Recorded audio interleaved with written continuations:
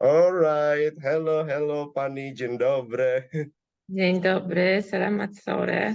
Selamat sore. Selamat sore. How are you, by the way, Pani? I'm good, thank you. And you? I'm good. Kind of tired because of teaching and my jobs, but okay. Yeah. At least I'm having my rest actually, like for today because today is Sunday, right?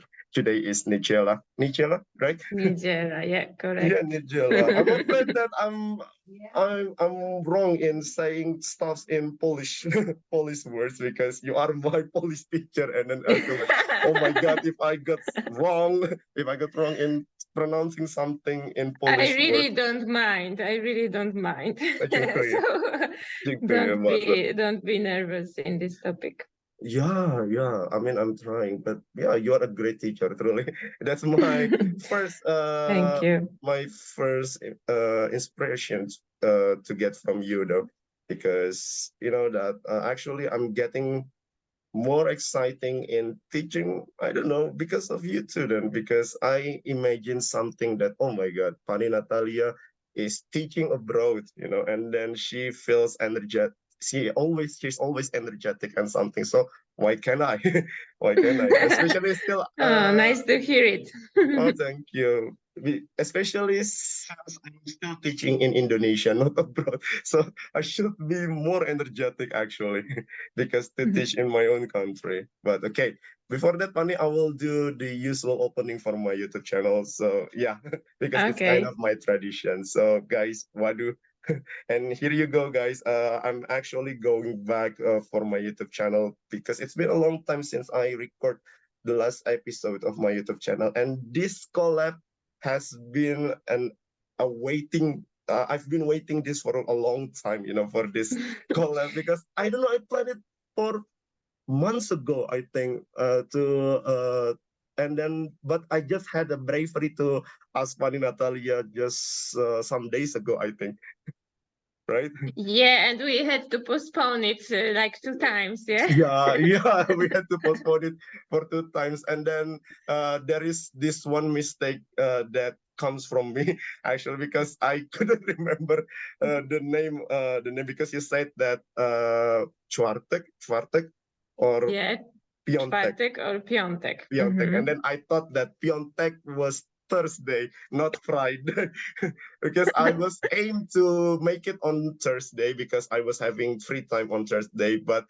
instead you said, "Oh, Piontek is on Friday," and then oh my God, I just realized how can be so much forgetful me in remembering Polish words, but okay. Yeah, but as I said to you, now you will remember this czwartek and piątek forever, yeah? Yeah. Forever because oh my God, yeah, Piontek is Friday, because I remember Ponijawe and the other days like Nigella and Sobota and then Czwartek, but Piontek, oh my God, Piontek Friday, but okay. But so far that I mentioned it before that you are a Polish teacher in Jakarta. But Pani, can you make a short introduction to my viewers over here for those who are watching my video, who you are, Okay. and then okay. Okay, with pleasure. So I will try to speak some Indonesian that I know, maybe. Yes, all right. Yes, I'm waiting for that. Yeah, I'm waiting for that. Okay. let's check my Indonesian, how it works. Nama saya Natalia Wójcik, saya dari Polandia. Saya dosen bahasa Polandia di Universitas Atmajaya di Jakarta. Saya telah bekerja di Atmajaya selama 4 tahun. Saya mulai di 2019 di Oktober. Okay, all right. Di Oktober saya mulai mengajar offline di universitas, tapi 6 bulan enam bulan later, Kita bulan pa- kemudian, pa- oke. pandemic started. Ya, Pandemic started, yeah. pandemik mulai, ya. Yeah. Pandemi mulai. Pandemic mulai, jadi saya harus kembali ke Polandia. Tapi saya mengajar online dari Polandia selalu. Nanti saya kembali ke Indonesia. So I still teach Polish now in Indonesia, but now it's like offline and online. Yes, guys. Wow. And I'm one of her students. Like, oh my God. I'm truly, that's really amazing, to finally hearing you speaking Indonesian, because for a long time I'm wondering how fluent you are in speaking Indonesian language, because I don't know, because some of the other students said that, oh, Pani Natalia actually can speak Indonesian, and even I asked it to your boyfriend when we had the Polish day back then in Atmajaya, and then he said that your Indonesian language is really fluent. Actually, he said that, or at least more fluent than him. He said like that. but Yeah, that's sure. But saya tidak lancar. but but I am expert in basic conversations, like with Gojek drivers, in shopping, bargaining. Yeah, I know the numbers, but still I am like, even now I am quite nervous because I am like forced to speak in Indonesian, but it's always the best for me when I am really forced to speak Indonesian. So no one knows English, no one knows Polish, and then I need to practice. Yeah, that's the best way of practicing language anyway. Yeah, when you have to use it, and then you can. It's like a challenge. Yeah, so you can challenge yourself and and just talk. Yeah, because there is no other option to communicate with someone. Yeah, and it's more useful than to talk in Indonesian language, especially that you say to Gojek driver, and then to everyone in Indonesia, every Indonesian people who cannot speak English nor Polish also. Yeah, I agree with you. But I'm wondering, where did you learn Indonesian language, Pani? Because for you said that you only mastering basic conversation, but I think it's really good, your Indonesian language is really fluent. But where did you learn it? And saya belajar bahasa Indonesia sendiri. Sendiri atau dengan murid-murid saya. Saya suka jalan-jalan. Jadi saya berbicara bahasa Indonesia dengan orang-orang di Yogyakarta, di Malang, di Surabaya, di Kalimantan. Tempat banyak saya sudah visit. Wow, that's really cool. And then how many places that you've been visiting in Indonesia? Because you said that you visited many places like Yogyakarta, and what else?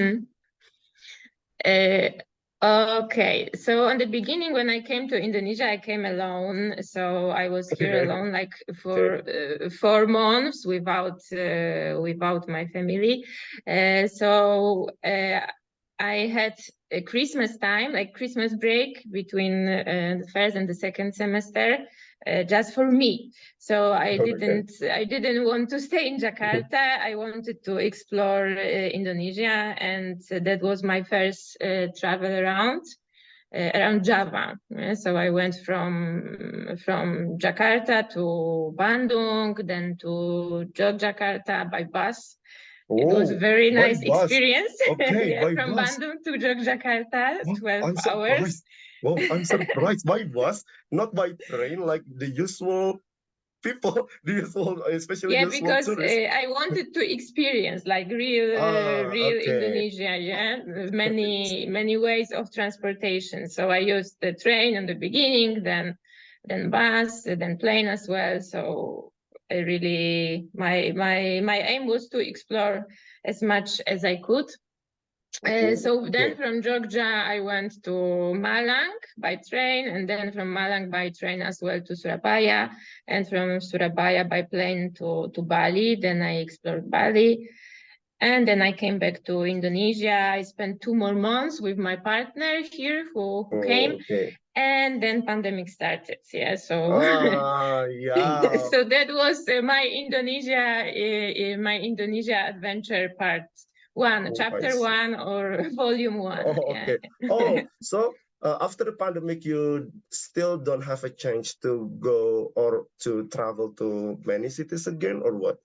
When pandemic started, it was in March 2020. March 2020, so it was like only 2 weeks with teaching online from my apartment in Jakarta, and then the university said that no one knows what's going on. Yeah, it was like panic time. Everything was going to be closed in Jakarta. Yeah, like the big lockdown. So then I decided to go back to Poland.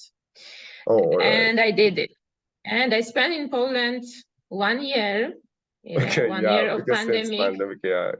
Waiting for my visa to be ready, because it was really difficult to enter Indonesia at that time. Yeah, like no foreigners could do it. Yeah, so later when I was back finally, like traveling around Indonesia was possible, yeah, but only inside Indonesia. So again, I spent some time in Bali. Bali was like a paradise during pandemic, no tourists. Until everything was so cheap. I mean, it's still until now, I think that foreigners think that Bali is such a heaven to visit. Yeah. We should.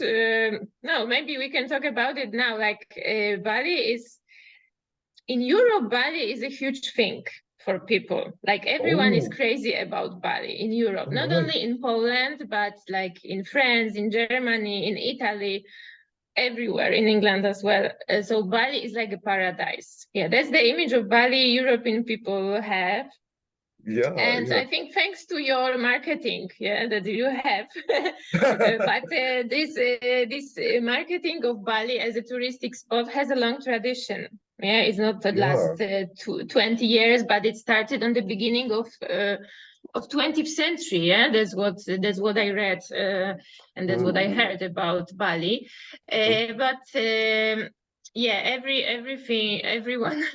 thinks that Bali is a paradise, and everyone wanna go there. Yeah, it's same about Maldives, I think. Seychelles, but Bali is unusual. And also, like everyone in Europe knows Bali, but not so many people knows Indonesia, to be honest. And sometimes people think that Bali is a different country. Or Indonesia is the part of Bali. I heard especially with my conversation in Ome TV, and then I talk to people, I know Bali, but Indonesia? Oh, is it Indonesia is the part of Bali? No, I don't think so. But okay, Bali has a really long history of tourism things. I agree with it. But okay, but I want to focus on the teaching stuff then, because as you are teaching Polish, and then I'm teaching language also. I'm teaching English but for kids and teens. But I want to know, the first thing that I want to know is how long actually have you been teaching Polish then? How long have you been teaching Polish? Is it like since the beginning that you are teaching Polish in Poland, or just you are teaching Polish abroad then? Okay, so in Indonesia, I'm teaching Polish as a foreign language. Yeah, we can teach the language we know as a language, like a grammar and literature for our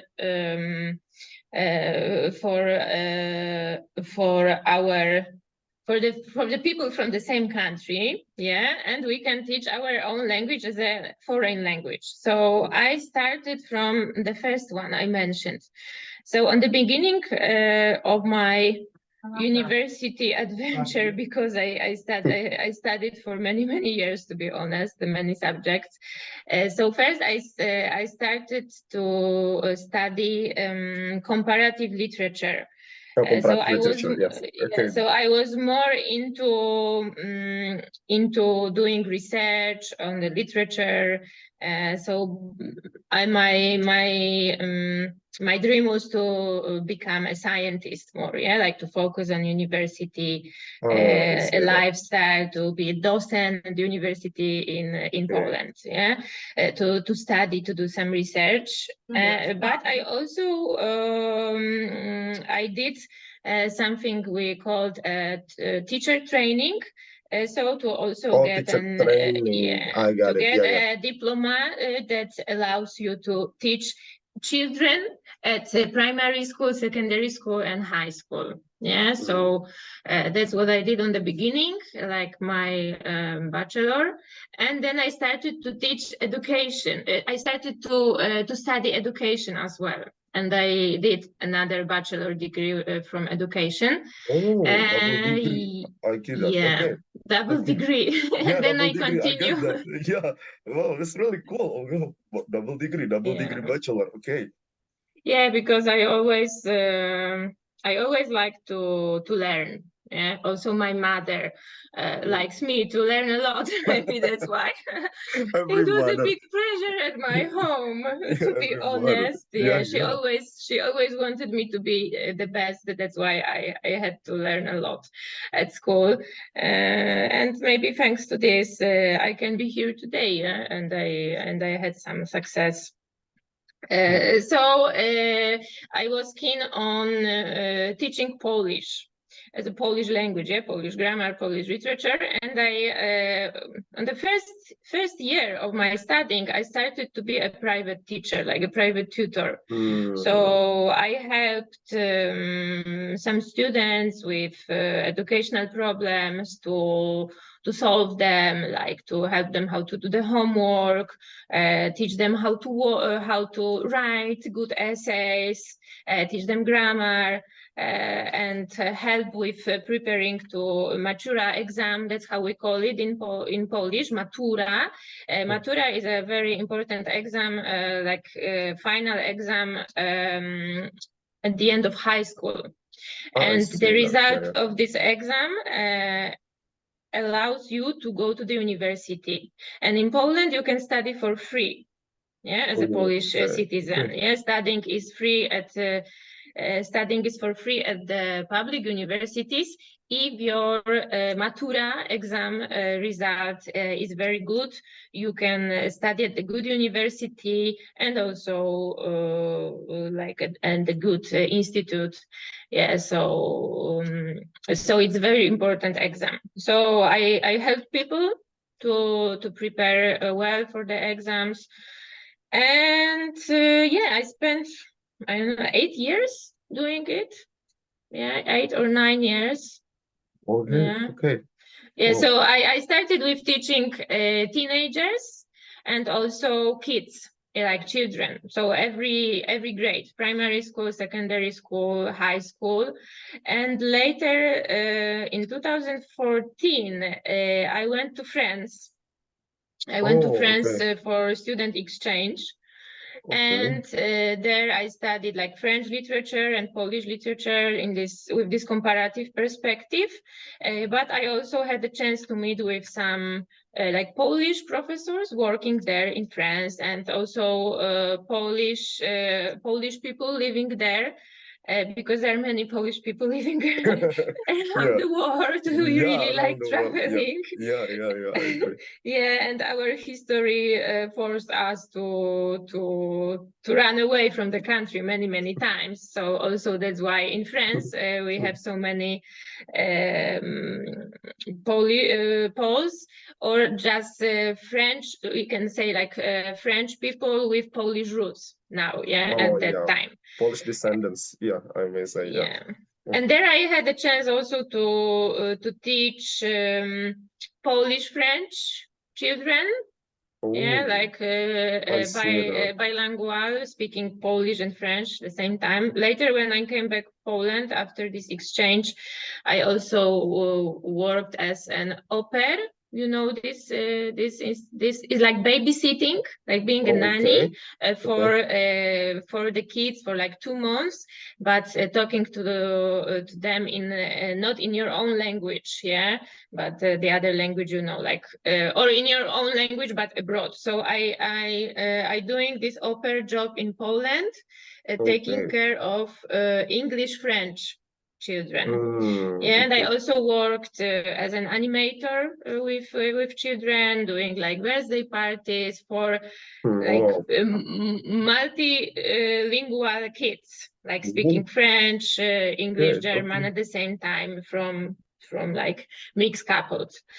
And then I started to think maybe let's do something else with Polish, like let's start to study Polish as a foreign language. So then, so I started to do master also from this comparative literature, and the second master from teaching Polish as a foreign language. And then I changed to this field. Like I started to work for the language school, and there I started to be a Polish lecturer. Okay, all right. Wow. So I started to teach Polish as a foreign language in, let's say, 2015. Yeah, so it was 8 years ago. Yeah. Wow, that's a really long time experience that you had in mastering mastering all of unit with teaching, especially teaching Polish. I mean, 2015, I was still in high school, I think. 2015, I was still in high school, you know, like yeah, because it's 8 years ago. Wow, this is really a long time ago. But what I got from your explanation is okay. But correct me if I'm wrong. Okay. So in Poland, actually, you can be a teacher, but without any specific things. For example, me, I'm teaching English, and then all of the things that I can do is only teaching English. But there is a math teacher, and then science teacher, and then biology teacher or Indonesian language teacher, but I cannot teach like math teacher. I cannot teach like science teacher. But is it the same thing that happened in Poland, or everyone can teach anything as long as they get their diploma on teaching? No, in Poland is the same. So I got diploma for teaching Polish. Yeah, only teaching Polish. Okay. Yeah, and this education study I did, this diploma gave me an opportunity to work in preschool. Yeah, with really small children. Yeah, or like social care houses for elderly. Yeah, because it was like social welfare education, this kind of. So in Poland, I think same as in Indonesia, we cannot like teach everything. We are like we focused. Yeah, so I studied Polish philosophy. So it was only dedicated to teach Polish. And also later I had to study like Polish as a second or foreign language. Yeah, because for some people Polish can be a second language, like for Polish people living abroad, like their children, and also like Polish as a foreign language. Yeah, without this diploma I couldn't be here. Yeah, like I need this diploma to start teach the foreigners. Should be like this, of course. Oh, okay. Wow. Oh, yeah. Teaching Polish for second language. Oh, it's kind of the same with English actually. Like in English, like we have like teaching English for second language, that's all, and teaching English for foreign language. But I'm only mastering right now for teaching English for foreign language, but not for the second language. Obviously, because I need to attain another degree for that. Yeah. Oh, it's the same actually. Okay. All right. I got it. Okay, I got it. Well, that's interesting, because we are both the same language teacher, and then I perfectly understand what you explained to me earlier, like comparative language. But for those viewers who cannot understand about comparative language, what does it mean, but or etc. But it's okay actually. But comparative language is something that you learn to compare two languages and then no, I said comparative literature. Comparative literature. So that's what I did on the beginning. Yeah. So so you are a special like when you study in Poland, you study philology, and then like when you study humanities, yeah, let's say like this in general, because then when you want to be a PhD from humanities in Poland, you have two options at the Polish philology department. You can be linguistics, yeah, so you focus on language, or you can focus on literature, yeah, and then you study novels, yeah, like in general. Novels. Yeah. So so I was more into reading on the beginning, and then more into teaching, yeah, into having interactions with people. All right, okay. I want to bring it to more general things that I want to ask to you. And is there any culture shock then actually, Pani, to become a teacher, in becoming a teacher? Because some of my friends, when they are finally teaching, they have some kind of, oh my God, teaching is like this. It's not easy as they thought or something like that. But for you, is there any culture shock then in becoming a teacher at the first time? So I think I was born to be a teacher. Oh wow! Okay. Yeah, Really cool. I have this Really cool. feeling. Okay. Really cool. I have this feeling because I can feel really comfortable when I teach. Like on the beginning, I always have, for example, when I have a long break, like now we had from our lessons, like mid-semester break. On the beginning, I still, after 8 years, I could feel nervous on the beginning. Whoa, it will be like a first class after a long break. But then after 5 minutes of the session, I forget about it and I feel really comfortable. Like it happens. It happens. Yeah. It happens. So that's why I think I am a right person on the right position, yeah, when I teach. But when I was a child, that was my favorite game because I was the only child in my family for many years. When I was 19 years old, my sister was born, so it was like whole life to be the only child in the family, and I spent a lot of time alone. Yeah, so like a lot of time I need to like spend time just with myself and have some fun. So my favorite game was to be a teacher. So I have my I play like I played like I was an English teacher, so just like you, and I had a class of pupils, or I was a Polish teacher. Yeah, it was English or Polish. I taught to my pupils who didn't exist in reality. Yeah, they're growing up. Yeah, they're growing up, right? They're growing up. So it was my favorite game when I was a child. So I pretended to be a teacher, and I had a book with the names of my pupils, with some topics. Yeah, so that was my favorite thing. And then I think also thanks to the fact that my Matura exam result, this exam I explained, was really high, like the best in my high school, the Matura exam from Polish. Like I was dedicated to do it. Yeah, because with this kind of result, you had to study Polish philology, yeah, because it means that you are the best in analyzing text with grammar.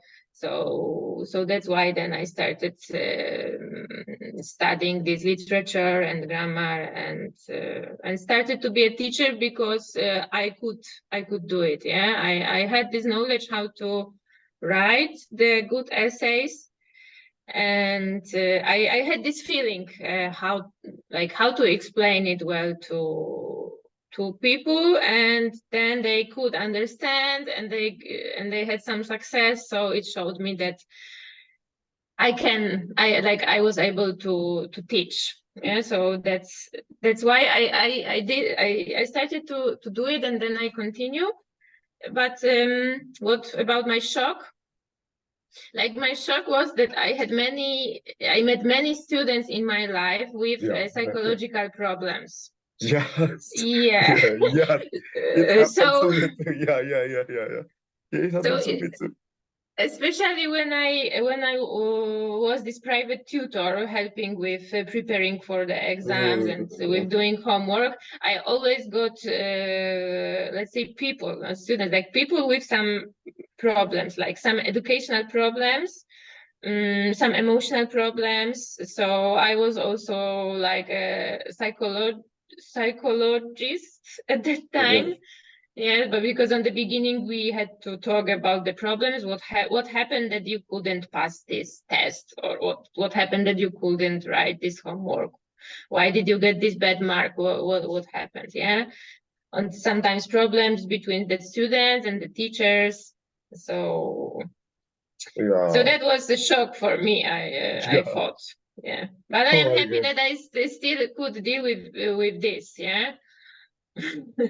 Yeah, that's the most important thing, is we have to deal with everything, including our students' psychological problem, and then many more, actually, many more. But I'm truly amazed, actually, that you want to be a teacher since the first time. I mean, your wish to be a teacher, because for me it's really different. I didn't mean to be a teacher, actually. My what is it, my dream, my dream actually was to be, what is it, how you may say, to be a diplomat or something, because I wish that I can go abroad, and then I thought that being a diplomat can bring me into that dream. But destiny makes me into a teacher. And then, okay, yeah, at the first time I truly hate it, but then I feel like, oh my god, teaching is this wonderful. And especially, maybe I will get nervous in the 5 minutes, in the first 5 minutes when I'm teaching, but then 10 minutes later, 20 and 30 minutes later, and I just drown, I just go with the flow, and then it's actually wonderful. Like, I totally agree with you with that. Like, so yeah, that's the beauty of teaching, I think. The beauty of teaching. Yeah, it is, but also there are many people around the world who are the teachers and they cannot teach at all, and their students then are really poor, yeah, and they have many problems. In Poland, in like primary schools, secondary schools, high schools, whoa, that's a huge problem that we have so many teachers who didn't want to be teachers, but they had to, and also they don't get good money, like the salaries for the teachers. I think in Indonesia is the same problem, the teachers are not well paid, and also nowadays in Poland the teachers, they don't have any respect from people. So being a teacher is not a thing that you respect. It's not like being a lawyer or being a doctor. Is it happening since the first time, or is it just trending right now that teacher is not considered as respectable profession in Poland? It started to be like this after the big political change we had in Europe. So the communism time ended in 1989, and Poland had a chance to be a democratic country. Finally, after more than 40 years of being under the, let's say, under Russia, the huge influence from Russia. So we won. Poland was one of the satellite countries for Soviet Union. So we were independent in some way, but in the other way, like we were totally addicted to Russia's government. And then everything changed in Poland. Yeah, like capitalism came, democracy came, also many problems with changing the structures of the public institutions and private institutions. So very complicated time, and this situation at the universities, like academic life and also at schools changed, and like more people could study, and more people with like master diploma, so more people with the qualifications to be the teachers. So the market also changed, and also we have internet now, yeah, and people behave different than earlier. So we don't have this, we don't have same values as we had in 80s, yeah, Yes. last century. So like the world changed a lot. Yeah, yes. Oh, okay, I see that. Yeah, the world changes a lot. Yeah, from time to time, from generation to generation. But hopefully, being a teacher can be considered as a respectable profession again. Because I don't know, like everywhere in the world, we need teachers. We need teachers everywhere in the world, in every countries. And I always believe that the key of the success of one nations really depends on teachers actually. And take a look at Japan, like they are so much in ruin after the World War II, but they can quickly back to their glory thanks to the teacher, I think. And it has been a popular story that in Japan, the emperor was gathering all teachers in Japan to rebuild Japan from ruins after the World War II. So yeah, that shows a really importance of teachers, of the presence of teachers in everywhere, in every country. So yeah, okay. I'm totally agreed with you. And in my opinion, education is the most important thing, yeah, in our life. And education is like the base of everything. If the country wants to be really strong, then education should be really good. But also when we look at the politicians and everything what's going on TV, then we see people who I think they don't care about well-educated people, yeah, because when you have the society who is not well-educated, then it's easier to have power. Yeah. To control the society. Control the society. So that's a very complicated issue. There are many factors. Like every country has different history. And in Poland, this communism issue is still a big issue because it's like 33 years since we are a really independent country, but we still are struggling with this communism time. Even I was born like 1 year after the big change, but my grandparents, my parents told me so much about this really difficult time. I read so many books about this communism time, and I still have it in my mind. It's like I feel the pain. Yeah, I could feel it. Maybe later generations, like my sister, my younger sister, or maybe my sister's children, they could feel like really free, yeah, without this historical chains, yeah, this really painful time. But maybe something else will happen. Who knows? Yeah, now we have war in Ukraine just next to the Poland border, so it always depends on the time and place where we were born. Yeah, many factors always. Yeah, but in my opinion, being a teacher should be like it's something great, and should be respect by people, and like the teachers should run the world. Yes, teachers should run the world. Yeah, I'm waiting for a teacher to become a president. Actually, like next year's elections in Indonesia, one of the like the one of the, what is it? How is the English of it? I'm sorry, I'm forget. But candidates, one of the candidates. Yes, one of the candidates is coming from the educational background of teachers, actually. Yes. So let's see. I don't know, but I don't know. I don't wanna like to favor in one candidate, but let's see. But let's see. Okay. But okay, talking about teaching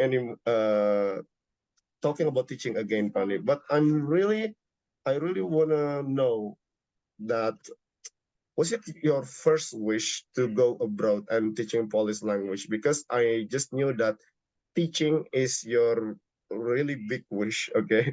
But how about to go abroad and teaching Polish language? Was it your wish too, or what?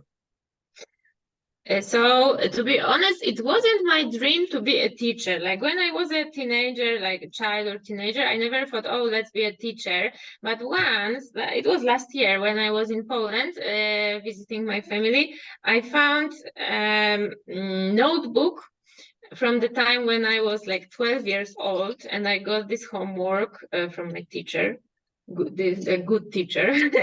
Like let's write some phrases about your future. What is your hobby now? Like who are you? What is your hobby now? And who you wanna become? Yeah, in the future. So it was like short presentation, and I wrote there that I would like to be a travel guide. Because I really love traveling. That was me, 12 years old, saying something like this about myself. Yeah, so I think I always like traveling. Also, I traveled a lot with my parents around Poland when I was 17 years old. That was first time when I went abroad to France, and then I started traveling a lot around Europe when I started to work. Yeah, so then I had some money I could use for traveling, and I was always really curious about the world, different cultures. I studied English and French at school. So it also motivated me to go abroad to practice my language skills. And then when I started this like studying teaching as a foreign language, I've heard about program for the teachers that we can teach abroad. We can go to the foreign universities for teaching Polish there. And when you are a Polish teacher for foreigners, that, in my opinion, and also in my colleagues' opinion, the biggest thing you can do is going abroad for teaching. Yeah, so you can, because of course you can teach Polish as a foreign language in Poland now, and that's what I did before I came here. And I had so many students, I could even work like 50 hours per week teaching Polish. Wow. Because there were so many clients, really. Wow, okay. In Poland, we have many foreigners now, especially in my hometown in Krakow. It's like an international city because we have many corporates there. Now around 100 corporates. Like for example, let's say HSBC is in Poland too. Okay. Yeah, the bank. So they are around the world. So also in Krakow. So foreigners will work there in the corporates, and then they also want to learn Polish. And especially since the last year, we have many Ukrainian people in Poland. So around 4 million of Ukrainians now live in Poland. So they learn Polish as well. Yeah, so there is a lot of job for Polish teachers in Poland, and you can do online teaching now. Yeah, so you can live in Poland and teach Americans or Indonesians or whoever. But I wanted to go abroad. Yeah, that was my idea. And also, to be honest, the money I had in Poland for so much work wasn't the best. Yeah, like if you want to have good money, you really need to work a lot. Yeah, and I worked too much. I was like workaholic. Yeah, so always worked too much, and I wanted to change something in my life. Yeah, and also I on the beginning I was supposed to go to China for teaching. Okay. Yeah, that was like my professor. He wanted to send me to China for opening like a Polish philology in the central continental China in Sichuan, the Oh, province Sichuan. Sichuan. Yeah, Sichuan. Yeah. Yeah, but then it failed because of the like political reason Okay. or something like this. So Okay, yes, yes. I applied to NAVA, National Agency of Academic Exchange, Mm. the agency who provides the program for the teachers. Yeah, that's the name of the program, like the lecturers, the teachers, and this institution financed by the Polish government sent the specialists abroad to teach Polish, to promote Polish culture, Polish language. That's why I can sit here today and talk with you. Yeah, thanks to this institution. But the tradition of sending Polish lecturers abroad is longer because it started in 80s. Yeah, in 80s when the communism was still on in Poland, there was some like exchanges between Korea, yeah, North Korea and Poland North because Korea, of the Poland. Yeah. Yeah, yeah, same yeah. same policy, yeah, Yeah. communism here and there. So some Koreans went to Poland, some Polish went there, and then after like in 19s, it started to be more professional. So everything related to Polish as a foreign language exploded in the 90s later in this century, yeah? And especially last 10 years, yeah, it developed a lot. So Nava was settled in 2017. Yeah, 2017, so or 2018. So just Was just new then. 17. Yeah, it's really new. But before, the Ministry of the Foreign Affairs had a special section for the Polish lecturers and was sending them abroad. Yeah, so Nava just took this task, and also some others to like. It's a special institution to promote Polish abroad, and also Nava is in charge of the scholarships for the foreigners who want to study in Poland. Yeah. Okay. So Wow. there are many tasks for this institution, and thanks to them, I could come to Indonesia. Wow, that's really cool. That's a really long journey actually. But what do you love the most then, Pani, of being teacher abroad then? Because except for the fact that you can travel, okay, for sure. But what do you love the most then of being a teacher abroad? I could meet with great people. I think Mm. like meeting new people, meeting new culture, exploring new things. Indonesia, but like Asia in general, it's a completely different culture than European culture. Yeah. Yeah, it's like really not whatever we call it West, East, however, is different. Yeah, I know that every culture is different. I also don't like comparing, even if I am graduated from comparing, like comparative literature. That's what I learned here in Indonesia, that really comparing is not a good thing, because then we have someone or something what is better and something worse. I just like to observe. Yeah, I like observing. And it's like putting one thing next to each other, but without saying what is better, what is worse. So I like being a teacher because I had a chance to meet new people without so much effort. Yeah, because someone always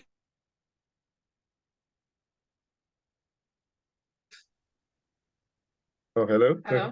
Hello, Yeah, hello. can you hear Okay. me? Yes, Maybe of some course. internet Yeah. problems. So I said that someone could give me people I can spend time with. Yeah. Yeah, yes. Yeah, that's Yeah. the So beauty then. That's the truly the beauty of meeting someone new then. Yeah, I truly agree because I don't know, I still don't have a chance like you then to go abroad and meeting new people in every countries, but with my experience having like conversation with foreign people in here in Indonesia, and also not only in Indonesia, but also foreign people everywhere through the platform like Ome TV and such. And then I can see many differences, but also interesting things about living their country and their culture and something like that. So yeah, it's really beautiful. I think yeah, it's the same. It's the same with me. It's really the same. Like wow, but truly, I hope that I can feel the same experience like you then later on. yeah, you should, and I really keep my fingers crossed for you. In my opinion, Dziękuję. but you want to be, you are English language teacher, yeah. So it's a little bit different for you because it's not your mother language. Yeah, it's not my mother tongue. Yes. But for me, what else? When we talk about this being teacher abroad, so being a Polish teacher abroad of my native language, yeah, and I want to emphasize that it took me long time to feel my own language as a foreign language, like to really learn how to explain grammar to someone who doesn't feel it, yeah, because when we have our native language, when we speak our native language, we never think about it, yeah, we never think about grammar, we never think about vocabulary we use, like sometimes we think, yeah, but it's automatically, and we don't learn our own language, we just it's like acquisition process, yeah, we have it in our blood. So that was my problem on the beginning, like I couldn't feel this my language as a foreign language, and then after like 2 years of studying it happened. And also here working in Indonesia, this give me this opportunity to feel my culture, like a foreign culture, like to also to see so many things from my culture that are very unusual and they are not so obvious, and also many things that my language shows from my culture, and that's also the perspective I really like and I try to use during my classes, to show the culture through the language and the language through the culture, yeah, like in my opinion culture and language, they are related. Not also in my opinion, because there are many scientists who practice this theory of cognitivism. That's how we call it, yeah. Yes, Yeah, in my opinion, that's the theory I really like, and I try to apply to my teaching teaching life, like showing the cultural things expressed in the language. So, and I also had a chance to appreciate a lot in Poland. Yeah. Oh yeah, totally, totally. I feel that too then. And I feel relate with you then when you said that you have to feel the your own language to teach your own language to the other people that don't know anything about the language before. Like for me, for example, I always confused when people ask me why in Indonesian language there are so many related the same words but with the different meaning. For example, kelapa and kepala. Like I don't know how to explain it. Like kelapa and kelapa and kepala. They are so much confused with it. And then the use of me, di, and kan. I don't know. Like it's just I usually just use it, but when it comes to explain it like in linguistic terms, why they should have it, and then oh my God, it's really confusing me that to tell about it. So yeah, I truly feel relate with you then to make it to explain anything to explain Indonesian language to them. So I feel you so much. Yeah, the Indonesian language that's is not so easy in my opinion to learn. Like every Indonesian thinks like, oh, Indonesian is so easy, and then talking like crazy, especially in Jakarta. Like the Jakarta slang you have is completely different. It's like a completely different language than you can find in the books dedicated to foreigners. And also, when I travel, for example, to Kalimantan, I visited Kalimantan in July this year. I could talk with people there in Indonesian with, wow, it was so easy to talk with them because the Indonesian was so beautiful, like really pure. Yeah, it's not ruined like with Jakartan dialect or something like that, right? Yeah, but Jakartan dialect is whoa. Yeah.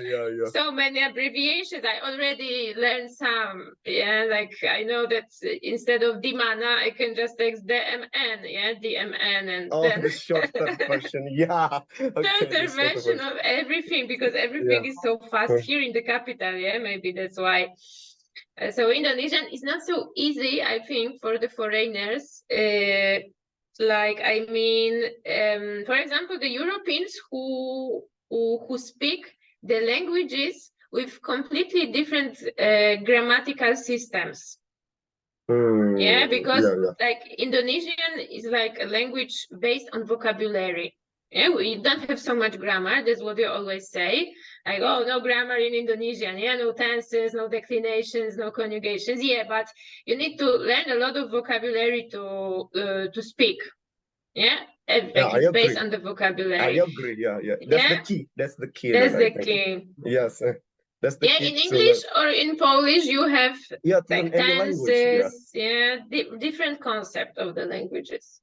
Yeah, I think to learn any language, we have to master so much vocabulary then. So yeah, I agree with it. But okay, I want to know that is Indonesia your first country to teach Polish then actually? Can you repeat? Sorry. Okay, is Indonesia your first country to be a Polish teacher then actually, or was there some countries to teach Polish before Indonesia? I teach Polish in Poland. Yeah. Oh, okay. To the foreigners. That's what I said. Like I started in 2015 teaching Polish as a foreign language in Poland to the foreigners living there. And I also, when I studied in France, I also taught Polish there. Yeah. Oh, so okay. I had this experience from France and from Poland. So before coming to Indonesia, I had like 4 years of experience already. Okay. Wow. And then, wow, you are so much amazing then in terms of teaching language. I mean, with your explanations, like for how many hours? Like, oh, it's been like 1 hour already. Yeah. I learned a lot from your experience then. Well, it's truly beautiful. But okay, I think my last question will be, what is your plan next, Manny? I don't know, for next months or next years to come, do you still want to teach Polish in Indonesia, or do you want to be in another countries to teach Polish, or I don't know, what is your plans next? I don't know. I don't like planning. I don't like thinking about the future nor past. I am in this moment of my life when I really try to enjoy the moment and go with the flow. Yeah, like to, because we don't know what can happen tomorrow. And also the pandemic time showed me that life can really, like everything can change in your life. Yeah, because when I came to Indonesia for the first time, my plan was to stay there like 1 year, maximum 2 years, and then it's 4 years. Yeah, is like the fifth year is coming, fifth academic year. Everything changed. Like my life changed a lot. So I don't know. This year, like 2023, 2024, I will be teaching at Atmajaya still 1 more year, and then the life will will show me, or maybe tomorrow I will have an idea to become a yoga teacher or something to change me. Yoga teacher, okay. Because I'm also really I like sports. Yeah, I love doing sports, so I also have it always in my mind, and maybe I can combine like teaching but the sport, not the language. And I don't know, maybe I'm too old for this. No, But let's see. But for sure, teaching is the thing I would like to do. But also, I am good in like, I always think that maybe I will be also good in like a job, project manager, something like this, so I can teach people somehow. Yeah, but also like tell them what to do, help them evaluate them. So something like this. That's the thing I like. Wow, that's truly beautiful. Wow. I hope you I hope you can get anything that you really want. And then yeah, I hope life to. should, Yeah, we need health to yeah, do the things we like, and but also money and energy and yeah, good environment. yes, And yeah. obviously. And life should go flow. Life should go flow. Then that's the thing that I learned from you today. Like, wow, okay, because you had plans. Yeah, I actually really hate plans too, but sometimes that I have to plan something, in order to what is it, to achieve what I want, but only some things, but not everything. I think, yeah, because Mhm. I tend to like everything to go with the flow then. So yeah, let's see.